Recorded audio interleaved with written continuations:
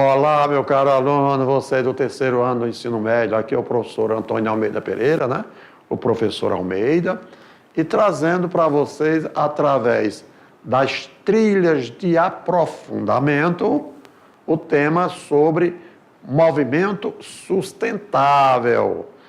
E movimento sustentável você vai localizar no módulo 4, trilha 2, das aulas 111 a 114.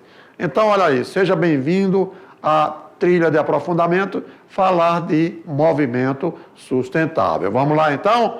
Olha só, o que significa, então, movimento sustentável? Movimento sustentável é algo, fatos que ocorrem na natureza desde que o meio ambiente seja preservado, tá bom? Então, sustentabilizar o ambiente, porém, você trabalhando em construção, né? Construção, construindo, ok? De forma que construção sustentável e não sustentável, vocês vão ver nessa trilha. Primeiro, abordaremos sobre o que significa construção sustentável e, em seguida, não sustentável. Para isso, nós abordaremos também as causas e as consequências.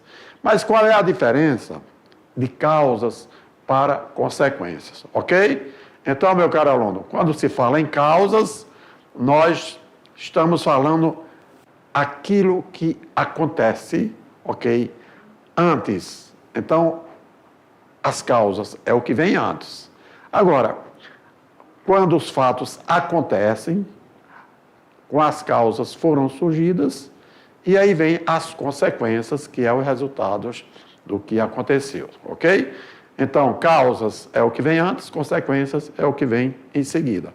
Portanto, aqui na aula número 111, quando falaremos de construção sustentável e não sustentáveis, vamos primeiro também abordar sobre causas e consequências. Mas, para isso, o que são realmente construção sustentável? O que é uma construção sustentável?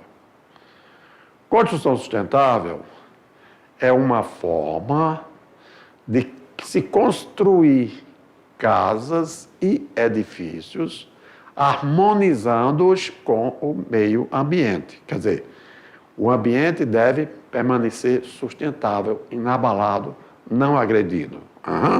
Então, para isso, procuraremos, a nível de consciências, de tecnologia, de matérias-primas utilizadas naquela construção, não é verdade?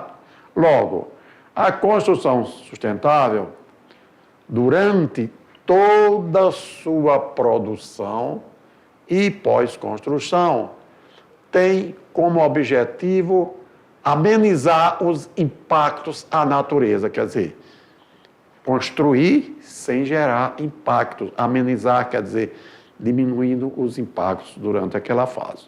E com isso, reduzindo o máximo possível os resíduos e utilizando com eficiência os materiais e bens naturais. Assim como o quê? Como a água, como a energia, até o próprio solo, né? Porque quando se fala em não amenizar os impactos da natureza, reduzindo o máximo possível resíduos, ok? E utilizando com eficiência os materiais e os bens naturais, desde que o ambiente não seja, digamos, agredido, ok? Então, isso é se falar de construção sustentável. E na sequência, damos aqui algumas dicas para uma construção sustentável. Você vê o seguinte, olha aí, a água que poderemos utilizar nas construções, a água pode ser uma água subterrânea, que é a água do rio, dos lagos, ok? Poderá ser também uma água subterrânea. Porém, para isso, não devemos desperdiçar a água. Então, devemos o quê? Primeiro, fazer o reaproveitamento da água ou reaproveitar aquela água. Uma água que já tenha sido utilizada, porém, através de uns processos básicos de purificação, você volta a utilizar aquela água normalmente. É isso? Sendo assim, em reaproveitamento de água, nós temos a água da chuva, que é uma fonte renovável e rentável, e a empresa pode usar coletores de águas ou calhas para direcionar a água para melhorar o armazenamento. Isto é, então, vai estar chovendo naquele momento, então, geralmente, a chuva cai no telhado, né? Onde você está, geralmente, e ali você pode usar os coletores, ou utilizar o calha e direcionar aquela água para uma coleta. Pode ser num tanque, né, comum de caixa d'água, e aí aquela água, com a água da chuva que ia para o solo, você reaproveita ela para ser utilizada durante a sua construção. Porque você vai preparar o quê? Você vai preparar o cimento, você vai preparar a argamassa, e geralmente é ali, que tal uma água que você aproveitou da própria chuva? Não é muito importante? Outra possibilidade é desenvolver maneiras de reaproveitamento de água em canteiros de obra, como na mistura de concreto e na mistura de argamassa. Olha aí que eu falei, hein? Outra possibilidade. Então, choveu, procura, de uma certa maneira, recipientes que você, ao coletar aquela água da chuva, você vai utilizar no processo de sua construção, enfim. Aí você vai ter o quê? Com certeza, construir com sustentabilidade, preservando o meio ambiente, não é isso?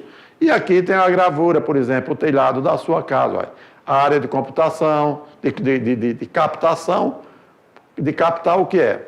Então, caiu da telha, você prepara uma calha, que é o que chamamos aqui de condutores, e quando essa chuva, essa água vem passando pela calha, você instala um filtro para reter aquelas impurezas sólidas, e em seguida você estoca essa água em reservatórios, conforme eu falei, ó, caixas d'água, né, que futuramente você vai utilizar essa água no preparo de massas para a sua construção. Lembrando, nem toda a água da chuva que cai no seu telhado significa dizer que esta água que caiu no telhado está pura. Por quê? Você sabe que lá no telhado existem impurezas, pode existir folhas, ok? Galhos de árvores, fezes de animais, de gatos, que geralmente anda por cima da casa, e quando a água cai no teto, geralmente ela solubiliza aquelas impurezas. Para isso é necessário a utilização do filtro para você utilizar o seu reaproveitamento, ok? Então, lembrando que é muito importante você saber fazer um reaproveitamento da água.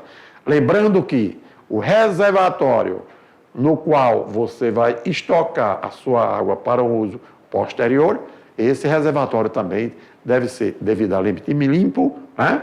E quando coletado a água através do reaproveitamento, você fecha com uma tampa para evitar que impurezas da atmosfera venham poluir aquela água. Valeu? Então, isso é dicas para uma construção sustentável, utilizando aqui o primeiro passo, reaproveitamento de água. Tem outras dicas, professor, para que a gente possa utilizar ou fazer uso durante uma construção sustentável? Tem sim, olha lá a segunda dica. Geralmente, nas construções sustentáveis, nós temos as chamadas telhas ecológicas. Telhas ecológicas que está relacionada diretamente com a preservação do meio ambiente, ok? São telhas que foram construídas também sem agredir o meio ambiente, minimizando os maiores impactos possíveis, livrando-se, portanto, de medidas que a gente chama medidas mitigadoras. O que são medidas mitigadoras? Aquelas medidas que se utilizam para não poluir o ambiente durante as construções. E sobre telhas ecológicas, a mais conhecida no mercado atualmente é a online. Ela é feita com fibras vegetais e impermeabilizada com asfalto e resina termofixas. Impermeabilização significa dizer que naquela telha ela não deixa passar algo, líquidos, tal, de um lado para outro, né? E geralmente com resina termofixa são aquelas resinas que elas se grudam na telha, tá bom? E suportam as temperaturas elevadas. Quanto às telhas ecológicas, nós temos a composição da cor que é feita com pigmentos naturais. Então, os pigmentos naturais lhe agredem, lhe dão cores diferenciadas. As cores mais populares nas telhas é a cor vermelha, né? Quando se fala na cor vermelha é porque se trata daquela cor originalmente falando da argila que se produzia as telhas, né? Mas pode ter também as telhas brancas, podem ter telhas cinzas, depende dos pigmentos naturais que você vai utilizar naturalmente, tá certo? E aí, olha aí, nós falamos do reaproveitamento da água, nós falamos das trilhas ecológicas e partiremos agora para o terceira dica. Quando na construção sustentável, né, em homenagem aos movimentos sustentáveis, que estamos abordando nessa trilha de aprofundamento, né, no módulo 4, na trilha 2, nas aulas 111. Então, a dica é falar de construções feitas com bambu, né? Bambu, você sabe o que é, né? Geralmente é um vegetal, o caule do vegetal que você encontra aí na sua região. O bambu é muito utilizado nas construções de áreas externas. E aí, muito possível, ou é possível utilizar como telhado e quebra de vento, bem como em vigas e pilares, desde que seja feito o tratamento correto para essas condições. E nos interiores, o bambu pode ser aplicado na decoração do seu empreendimento, também como revestimento de paredes, divisórias de ambientes, portas e janelas. Por isso que lá falamos o seguinte, ó, o bambu muito utilizado nas construções de áreas externas. Então, trabalhar no revestimento de parede é falar de proteger a parede externamente. Você falar das divisórias de ambiente, então, geralmente, daquela parte externa, lá você consegue dividir os ambientes utilizando também o bambu.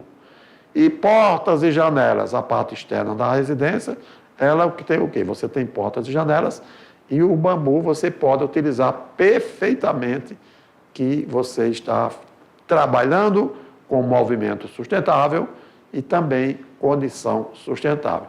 E aí? Aí você não está gerando poluição ao ambiente, você está amenizando os impactos. E aí, geralmente, fazendo sua construção com sustentabilidade, minimizando, ou seja, amenizando os impactos ao ambiente. E na sequência, ainda assim, nós temos aqui, ó, quarta dica. Construções com concreto reciclável, né? Você sabe o que é concreto, né? Aquele material utilizado na construção, mas nem todo concreto é utilizado originalmente na primeira construção. E aí ficam os fragmentos, ficam aqueles resíduos de concreto, e ali é possível fazer uma reciclagem. Portanto, logo, o concreto reciclado geralmente é utilizado para a construção e está atrelado à sustentabilidade. Algo que foi reciclado, tá bem? E utilizado na construção sustentável, nós estamos preservando o meio ambiente, daí tratando-se de sustentabilidade. E é verdade que trabalhar em construções com concreto reciclável, isto reduz a quantidade de resíduos gerados, pois boa parte do concreto é reciclado, e dá origem a um novo material que pode ser aproveitado de diferentes maneiras. Então, aí está, ok? A gravura indicando o quê? Onde estamos utilizando concreto reciclado. Tudo bem? Então, se vocês observarem, meus caros alunos, na construção civil, muitas vezes de 10% a 20%, o resto de construção, aqueles concretos, eles não são utilizados. E aí, por que não reciclar esse material? Você fragmenta ele, você transforma em argamassa e você vai utilizando novamente na sua construção. Tá legal? Então, foram aqui 4 dicas que foram dadas para utilizarmos materiais como matéria-prima nas construções sustentáveis. Agora, professor, muito bem, o senhor falou sobre materiais utilizados, né, na construção com sustentabilidade, reaproveitamento da água, concreto reciclável, enfim, telhas utilizado, que nós vimos também, né? No entanto, quando se fala de construção não sustentável, por quê? Porque o tema da trilha é movimento sustentável, ótimo. Mas muitas vezes você quer saber a diferença. Bom, o que é que deveremos fazer para obtermos ou para gerarmos, geralmente, construção sustentável? Então, 4 dicas foram dadas. Mas, se a construção não é sustentável, é que consiste em construir residências e edifícios sem levar em consideração, ou seja, sem harmonia com o ambiente, sem considerar os impactos que essas construções devem gerar ao meio ambiente. E a construção não sustentável, durante a obra, ela produz impactos à natureza, gerando resíduos e gerando poluentes que comprometem o solo, comprometem, consequentemente, os recursos hídricos e a atmosfera. Então, se você trabalha com construção não sustentável, ao gerar resíduos, esses resíduos podem ser de diversas maneiras. Então, eles vão gerar os poluentes que vão ficar no solo. Muitas vezes, esses resíduos, eles podem causar infiltrações. Se causar infiltrações, vai comprometer os lençóis freáticos. Se esses resíduos não for jogados no solo, mas geralmente existem águas superficiais, rios, igarapés, então esses resíduos vão comprometer esses recursos hídricos. E ainda, eles podem gerar problemas na atmosfera, poluindo o ar atmosférico, e com isso nós dizemos que aquela construção, ela não é uma construção sustentável.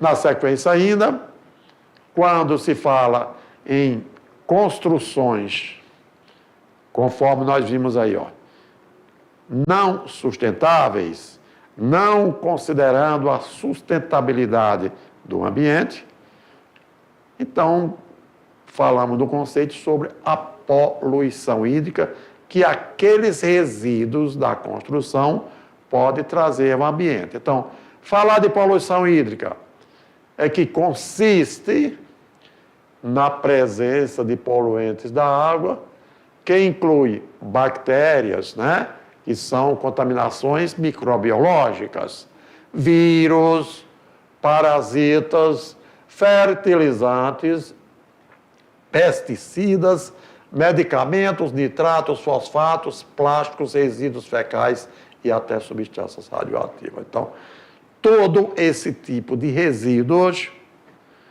que são gerados em construções não sustentáveis, isso, com certeza, agride as fontes hídricas. Então, imagina aí a quantidade de plásticos que você observa. Imagina o derramamento de petróleos, de, digamos, combustíveis, fertilizantes que são utilizados na lavoura, na agricultura, porém, são embalagens que contêm esse material. E aí, quando cai nas fontes hídricas, vai poluir. E ao poluir essas fontes hídricas, o que vai acontecer? O ser humano não pode beber naturalmente essas águas, porque elas estão poluídas e podem causar, doenças diversas ao organismo. E, inclusive, os micro-organismos que já proliferam nessa água, como bactérias, vírus, parasitas e enfim, tá bom? Então, aqui nós estamos falando da construção não reciclável ou não sustentável através da presença de poluentes, tá bom? Então, o ideal seria construir com sustentabilidade, minimizando ao máximo os impactos ambientais. Nós temos também que levar em consideração as causas das poluições hídricas. Entre eles, lixos e efluentes de água fecais. O que são efluentes, gente?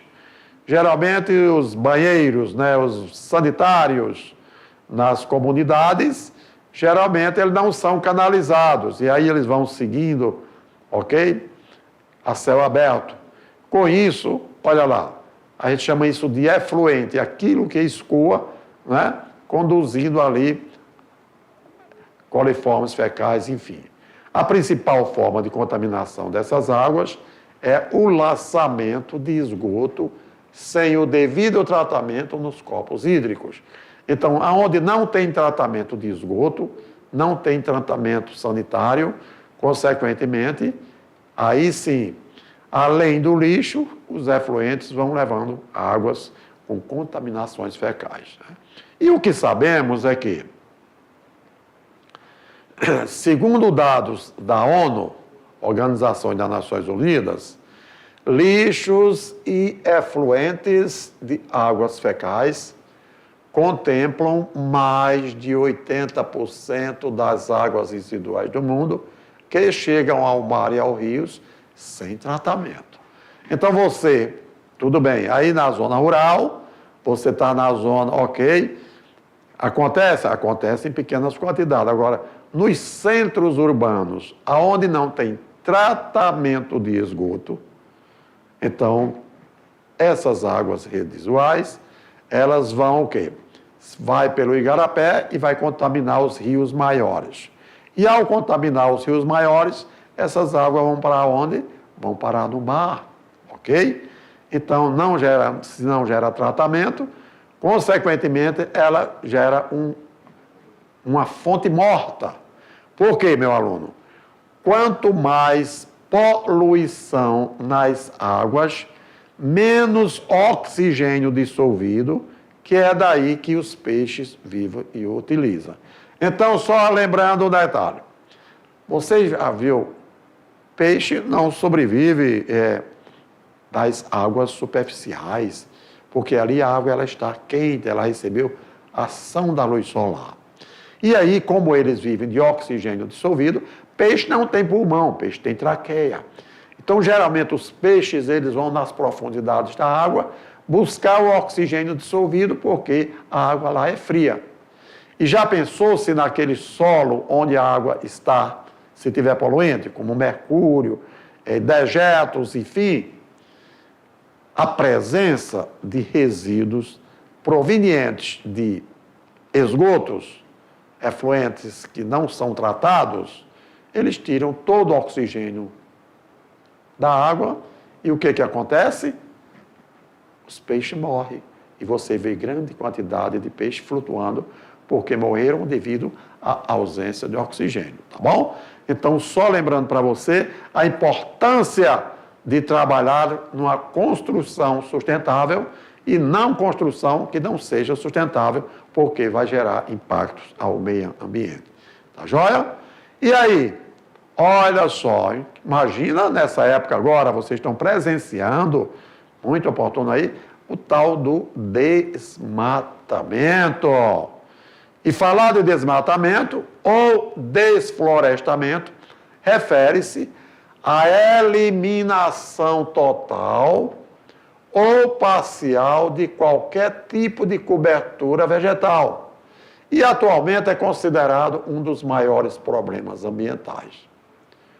O corte das florestas pode esgotar as fontes hídricas e gerar resíduos orgânicos que servem de caldo de cultura para bactérias contaminantes, ok?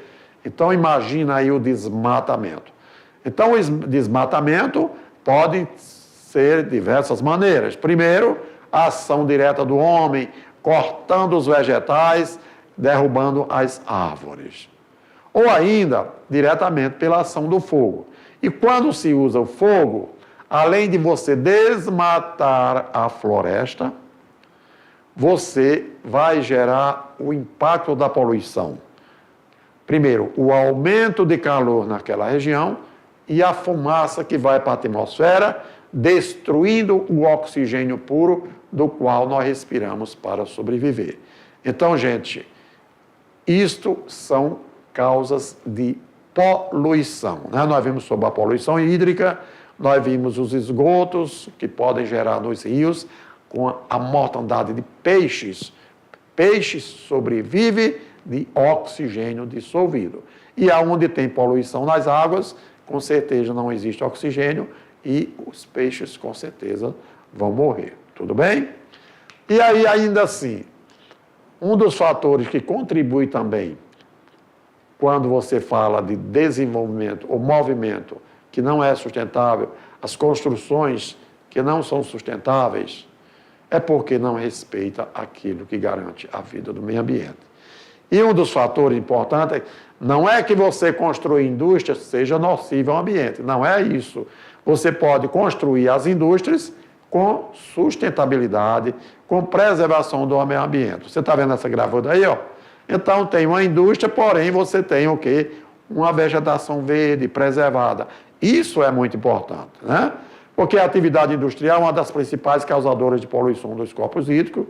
Isso porque algumas indústrias ainda despejam toneladas de resíduos tóxicos em rios, prejudicando o ecossistema e tornando a água impura para o consumo. E aí, meu caro aluno, você pode observar que o desenvolvimento é possível. É possível você ter indústria? Sim, com desenvolvimento sustentável. Por quê? Porque a indústria, ela gera poluição atmosférica, mas ela pode colocar filtros que retêm aquelas impurezas que é exaladas para o ar atmosférico e não poluem no ambiente. Ok? Não gerando fumaças, enfim. Ou ainda, pode ter também, paralelamente, ela gerar estações ou tratamento daqueles efluentes líquidos utilizados nos processos industriais e após tratar esses efluentes, aí sim, aquele líquido pode jogar para as comunidades, que deve ser reaproveitada. Possivelmente não para beber aquele líquido, mas para lavar roupas, para limpezas, enfim, tá certo? No entanto, as indústrias podem existirem com sustentabilidade, desde que ela trate os efluentes líquidos e trate também os efluentes atmosféricos. Valeu? Sendo assim, nós temos aqui as atividades industriais, né, as atividades agrícolas e as atividades que são geradas na pecuária. Ainda na agricultura, os fertilizantes, os pesticidas, os herbicidas, inseticidas são utilizados no combate às pragas.